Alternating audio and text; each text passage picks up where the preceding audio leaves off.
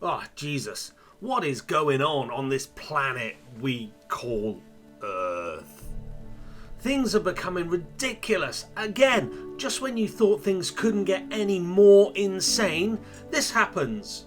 Britain scrambles to avoid second lockdown. Supermarket slots booking up fast amid fears of second lockdown. Lockdown UK. Will England go into a second lockdown? UK ponders second COVID-19 lockdown as outbreak accelerates. So, here we go again. There is now a seriously large chance that we will have a second lockdown. And in the last 24 hours, we've had 3,899 new cases and 18 deaths. Firstly, I'd say this. We have more cases because, despite the testing fiasco, we are actually testing more people. We're also being driven by the fear of God from the mainstream media, who are telling us every second of every day just how horrible COVID-19 is and that we must stop this pandemic at any cost. Secondly, we've had 18 deaths in the last 24 hours. 18, that's it. I'd like to see exactly what these 18 people died of and the age of these people, because I bet they're elderly with underlying health issues, but nobody ever tells you this. Of course it's sad when someone dies, but newsflash, people do die. Old people die. In Melbourne a few weeks ago, that's Melbourne, Australia, they had a lockdown because 3 people in their 70s died, 3 people in their 80s died, and 1 person in their 90s died. All with underlying health issues. Seriously? Are we coming to the point where old people aren't allowed to die anymore? Since when did governments care about old people? Our society is on the verge of change because of this. We've been told for 7 or 8 months now that we can't do this and we can't do that to save lives and protect our NHS. We've got Nightingale hospitals that have cost millions to build quickly, and they virtually shut down with no patients whatsoever.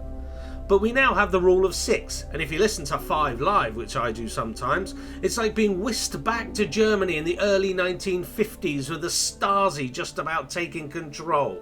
They're asking people to call in and let them know if they'll call the police on a gathering of 7 or more people.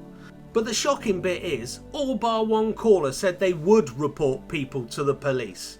Now I know that's not a reflection of society in general, but as it's the BBC, it's as biased as can be. And the presenter was Nikki Campbell, who, let's be honest, is as woke as you can get. But it was shocking to listen to people, how they would just phone the police. People have just had enough of this. I dropped my daughter to school this morning and I didn't see any social distancing whatsoever. I saw groups of literally 80, 90, 100 people and no one was further than a fart away.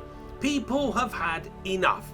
If people are turning into zombies on the street when they get COVID-19, like straight away they get it and their right ankle just snaps and they have to drag it, well then maybe it'd be different, but they aren't.